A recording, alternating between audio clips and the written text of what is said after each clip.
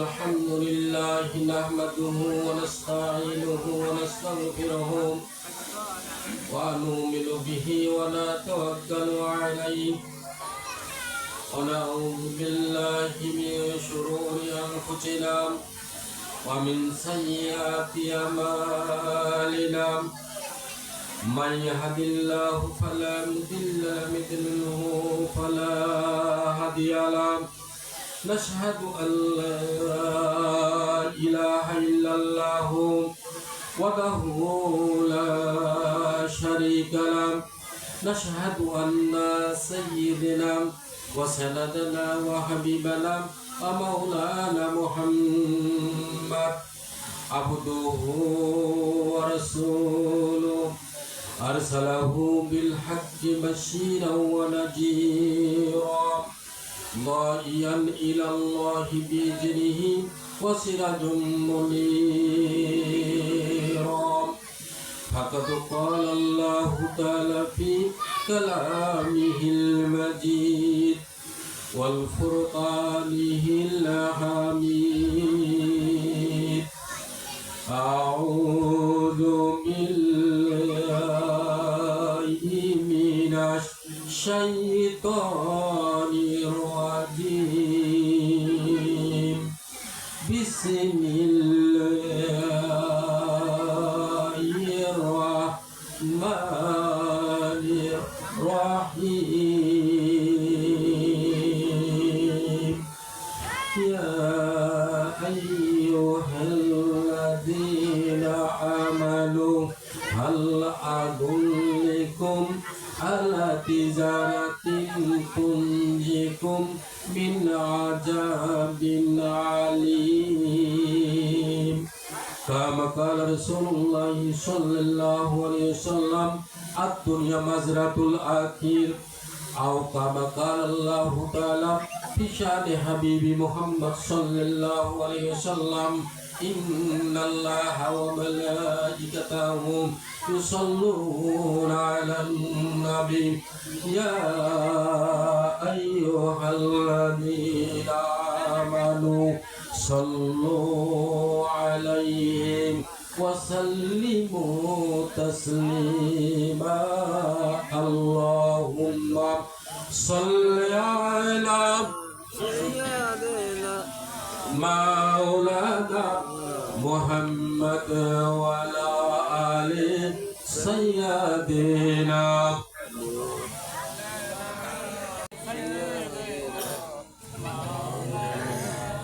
মোহাম্মদ কোথায় রইলা প্রাণের রাসূল আমাদেরকে সালিয়া আপনি সারা কি লাভ হবে এই ধরাতে বাসিয়া আল্লাহুম্মা সাল্লি আলা মাওলানা মুহাম্মদ ওয়া আলা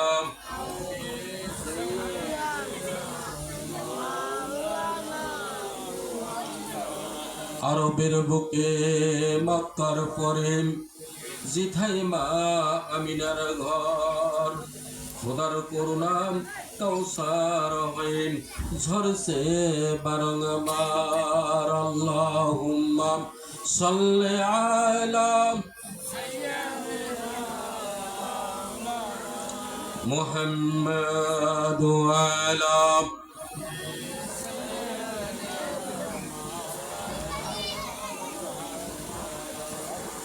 নবী নামে দরদি ভাই এ জগতে কান্দে না রোজ হাসরে ভাইজান তারা নবীজির দেখা পাবে না বালাগাল ওলা বিকামালিহি কাশাফাদ দুজা বিজামালিহি হাসানাত জামিউ খিসালিহি সাল্লু আলাইহি ওয়া আলিহি মোহাব্বতে পড়ি বালাগাল ওলা বিকামালিহি কাশাফাদ দুজা বিজামালিহি হাসানাত জামিউ খিসালিহি সাল্লু আলাইহি ওয়া আলিহি হাজরান মজলিস অত্র দোয়া অনুষ্ঠানের সম্মানিত সুযোগ্য সভাপতি সাহেব, আজকের এই মহতী দোয়া মাহফিলের প্রধান আকর্ষণ যিনি উত্তরবঙ্গের আলোড়ন সৃষ্টিকারী আরিফ আল মামুন, তিনি উপস্থিত আমাদের মাঝে। আরো স্থানীয় ওলামা একরামগণ উপস্থিত হয়েছেন। ইনশাল্লাহ কোরআন থেকে কথা হবে। যারা এখনো বাড়িতে ঘোরাফেরা করছি অতি শিগগির চলে আসি। আসুন দোয়ার জন্য আমি সালাম দিচ্ছি। আসসালামু আলাইকুম ওয়া রাহমাতুল্লাহ। সর্বোপরি শুকরিয়া আদা করছি যে মালিক, আসমানের মালিক, জমিনের যিনি মালিক, যিনি হযরত ইব্রাহিম আলাইহিস সালামকে আগুনের কুণ্ড থেকে রক্ষা করলেন, যিনি 10ই মুহররমে হযরত মূসাকে নীল নদ থেকে রক্ষা করে বারণ রাস্তা করে দিয়ে মূসা পয়গম্বরের দলবলকে রক্ষা করলেন, আর নিস্তানাবুদভাবে ফেরাউনকে চুবায়া নীল নদে মারলেন। সেই আল্লাহর দরবারে শুকরিয়া আদায় করছি। সবাই সমস্যারে বলছি আলহামদুলিল্লাহ। সেই সাথে প্রাণ প্রিয় নবীর প্রতি দরুদ, যাকে তৈরি না করলে কিছুই তৈরি হতো না, যিনি আমাদের পথ প্রদর্শক, যিনি আমাদের নেতা, যিনি আমাদের শাহপাতের কান্ডারি, যিনার আনিত ইসলামকে মানতে পারলে জান্নাত, যিনাকে অস্বীকার করলে চিরতরের জন্য আবু জেহেলের মতো জাহান্নাম। সেই নবীর প্রতি দরুদ সবাই বলি সাল্লাল্লাহু আলাইহি ওয়াসাল্লাম। প্রিয় হাজিরিন, আজকে আরবি বছরের শুরুতে প্রথম মাসের 11 তারিখ। আপনারা জানেন 10ই মুহররমে আশুরার দিনে ইমাম হুসাইন কারবালা প্রান্তরে শাহাদত বরণ করতে হয়েছে। পরে কথা বলছি। আল্লাহ তাআলা ইমাম হুসাইন সহ দত্তপোষ্য বাদশা আলী আসগর 6 মাসের সন্তান, তিনিও কাফেরের হাত থেকে রেহাই পাইলেন না। এই শহীদ সোহাদার আল্লাহ তাআলা মর্যাদা বাড়ায় দেখছেন, আল্লাহুম্মা আমিন। বিশেষ করে বাংলাদেশের সার্বভৌমত্ব রক্ষার জন্য রংপুরে যিনি ঘুমায় আছেন আবু সাইদ সহ যারা শাহাদত বরণ করেছেন, এই শহীদ সোহাদার মর্যাদা বাড়ায় দেখ। যারা এখনো বিভিন্নভাবে আহত হয়ে মেডিকেলে চিকিৎসাধীন অবস্থায় আছেন, আল্লাহ তাদেরকে ধৈর্য ধারণ করতে তৌফিক দেখছেন, আল্লাহুম্মা আমিন। কথা বেশি বাড়াবো না, অল্প সময়ের ভিতরে ইনশাআল্লাহ মাহফিল শেষ হবে। আমরা এখনো জানি দেখছি ঘোরাফেরা করছি, অতি শিগগির মাহফিলে চলে আসুন। যিনি আজকে আমাদের প্রধান আকর্ষণ আরিফ আল মামুন হুজুর, তিনি চলে আসছেন অল্প সময়ের ভিতরে ইনশাআল্লাহ তিনি চলে আসবেন। পরিবেশ গঠার জন্য আমি কিছু সময় নষ্ট করতেছি, বোঝার জন্য বলছি। প্রধানমন্ত্রী যদি আসে, শুরু থেকে সৈয়দপুর নীলফামারী পর্যন্ত অনেক গেট লাগানো হয়, আর আগে ছোট ছোট ঘোষণা দিতেই আছে, আর একটার পর একটা কথা বলতে আছে, আর বলছে হুজুর আসতেছেন, হুজুর আসতেছেন, প্রধানমন্ত্রী আসতেছেন। তার কারণ পরিবেশ তৈরি না হলে প্রধান অতি মন্ত্রীকে আনি দেওয়া যাবে না, ফিল্ডে আসেন না। এটা যদি কোরআনের মাহফিল, প্রধানমন্ত্রীর চেয়ে আলেমরা কোটি কোটি গুণ মর্যাদাশীল, বলি সুবহানাল্লাহ। তিনি পরিবেশ তৈরি না হলে কেমনে আপনাদের মাঝে নিয়ে আসি। পরিবেশ তৈরি করার জন্য আমি আবারও আহ্বান জানাচ্ছি, সবাই যারা এখনো বাড়িতে ঘোরাফেরা করছি অতি শীঘ্র মাহফিলে চলে আসুন। প্রিয় হাজিরিন, আপনারা শুনেছেন, এখন তো আমি মনে করি ওয়াজ মাহফিল কটকটি হয়ে গেছে। তারপর ইউটিউবে সার্চ দিলে যত বক্তার ওয়াজ চলে আসতেছে। আজকে কারবালায় কি হয়েছে এটা কারো জানার বিষয় নয়, সবাই জানে ফেলছি, কিন্তু মূলত হলো মানা। ইমাম হুসাইন এই দিনে কারবালা প্রান্তরে শাহাদত বরণ করেছেন। শুধু ইমাম হুসাইন কারবালা প্রান্তরে শাহাদত বরণ করেন নাই, এখানে হযরত আদম আলাইহিস সালাম এই দিনে মাপ পেয়েছেন, বলি সুবহানাল্লাহ। এই দিন আল্লাহ রাব্বুল আলামিন দুনিয়া তৈরি করেছেন, এই দিন আবার দুনিয়া ধ্বংস করবেন। এই 10ই মুহররমে 10 জন নবীকে আল্লাহ তাআলা মাফ করে দিয়েছেন, বলি সুবহানাল্লাহ। আইয়ুব নবীর 18 বছর ঘা ছিল, গোটাল শরীর জর্জরিত ঘায়ে। এলাকার লোক তাকে জঙ্গলে তাড়ায় দিল। ঘায়ের এত দুর্গন্ধ ছড়ছে চতুর্দিক থেকে, এলাকার লোক গন্ধে থাকতে পারছেন না। আইয়ুব নবী যেদিন পরিত্রাণ পাইলেন, ঘা থেকে মুক্ত পাইলেন, সেটাও ছিল 10ই মুহররম আশুরার দিন, বলি সুবহানাল্লাহ। এই দিনটা অত্যন্ত ফজিলত।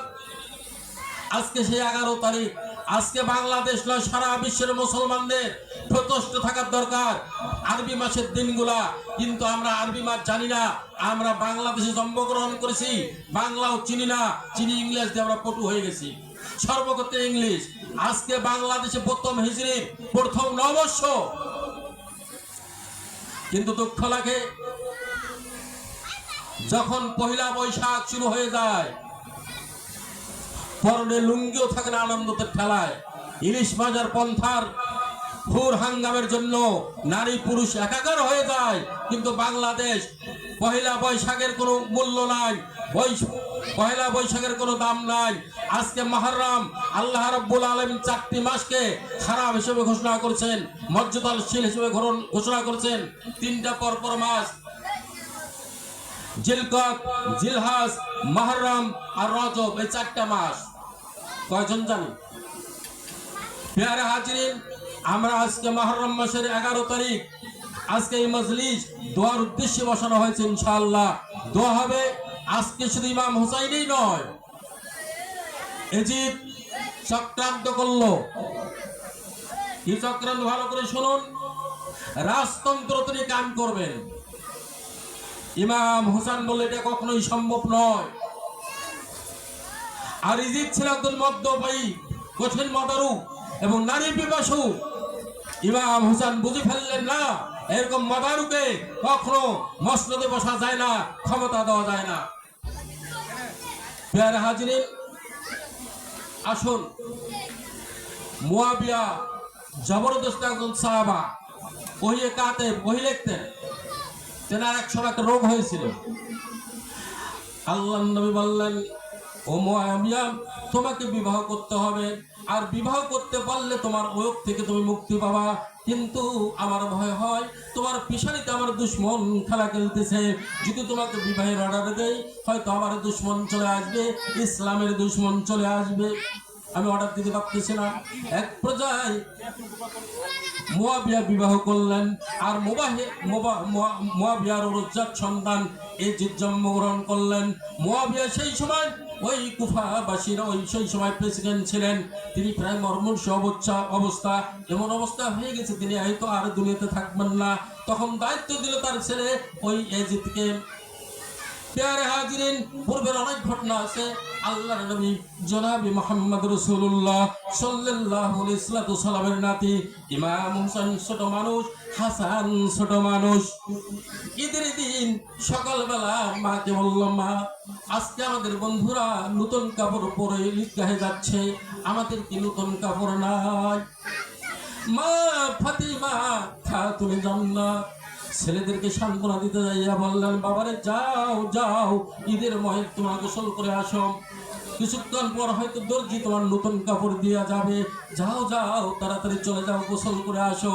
আর এদিকে ছেলেদেরকে গোসল করতে পাঠাইয়া দিয়া আল্লাহর নবীর মেয়ে মা খাতুনে জান্নাত সিজদায় পড়ে গেলেন, ইয়া রাব্বুল আলামিন, আমি কি করি? ছেলেকে নতুন কাপড় দেওয়ার জন্য ওয়াদা করেছি, যদি কাপড় দিতে না পারি বলবেন নবীর মেয়ে হয়ে মিথ্যা কথা বলতেছে। এই পর্যায়ে তো শেষ করে তিনি রহমাতুল লিল আলামিনের দরবারে দৌড় দিলেন, ইয়া রাসূলুল্লাহ, আব্বা গো, আমার ছেলে ইমাম হাসান এবং হোসাইন দুইজন নতুন কাপড় চাই, ও নতুন কাপড় কোথা থেকে পাবো? আল্লাহ রাব্বুল আলামিন নের হাবিব জনাবে মুহাম্মদ রাসূলুল্লাহ সাল্লাল্লাহু আলাইহি সাল্লাম নেটওয়ার্ক ফিট করলেন।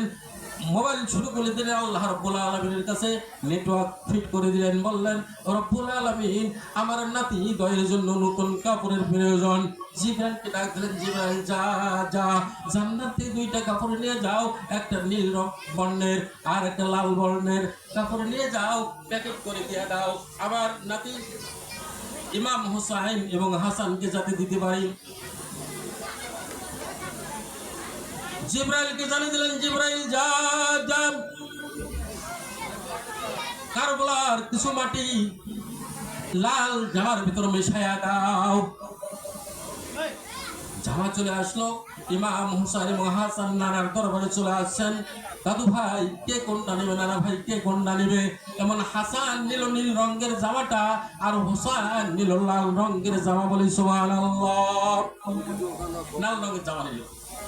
আল্লাহর নবী রহমতের মুখ দিয়ে হাসানকে মাত্র এই মুখের ভিতরে 2 একবার চুমা খাইলেন, আর হুসাইনকে এই গলার মধ্যে একবার নয়, 2 বার নয়, 172 132 বার চুমা খেয়েছেন।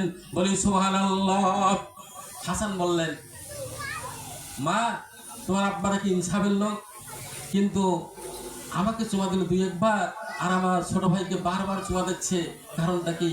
আল্লাহ রাসূল বললেন যে আমি কারবালার গন্ধ পাচ্ছি, এই হোসাইনকে শাহাদত বরণ করতে হবে কারবালার ময়দানে, সেই জন্য আমি তার কণ্ঠনালীটাকে প্রাচীর সীসা ঢালা প্রাচীরের মতো শক্ত করে দিলাম। বলি সুবহানাল্লাহ। মূলত হোসাইনকে কারবালা প্রান্তরে শাহাদত বরণ করতে হয়েছে নিজের জন্য নয়, তার নানার দিনকে টেকার জন্য। আজকে হোসাইন শিক্ষা দিল আমাদেরকে, হয়তো এমন এক পর্যায়ে আসতে পারে আমাদেরকে বুকের তাজা রক্ত ঢেলে দিয়ে ইসলামের জন্য রাস্তায় নামতে হবে, সেই পর্যায়ে হয়তো আসতে পারে। আসুন আল্লাহ যেন হোসাইনের পথ এবং হোসাইনের শাহাদত বরণকে কবুল করে যে রাস্তায় হোসাইন গেলেন, আলী আসগার যে রাস্তা আমাদের পাতায় দিলেন যে প্রয়োজনে বুকের তাজা রক্ত ঢেলে দিতে হবে, মায়ের বুককে খালি করতে হবে, সেই রাস্তায় পুত্রা মদ মুজাহিদ, পুত্রা মুসলমানের সন্তানকে অবশ্যই তৈরি থাকতে হবে জিহাদের জন্য। আজ হোক কাল হোক, বাংলাদেশ নয় সারা বিশ্বে মুসলমান লাঞ্ছিত হচ্ছে, অপমানিত হচ্ছে। আজ হোক কাল হোক, টুমরো যে কোনো সময় ইসলামের ডাক আসতে পারে, মানে জিহাদের ডাক আসতে পারে। এখন থেকে সর্বাবস্থায় কোরআনের জন্য আমরা তৈরি হয়ে যাই, জিহাদের জন্য তৈরি হয়ে যায়। আল্লাহ যেন সংক্ষিপ্ত করে শেষ করছি। ওয়া মা তৌফিক ইল্লা বিল্লাহ। আসসালামু আলাইকুম ওয়া রাহমাতুল্লাহ।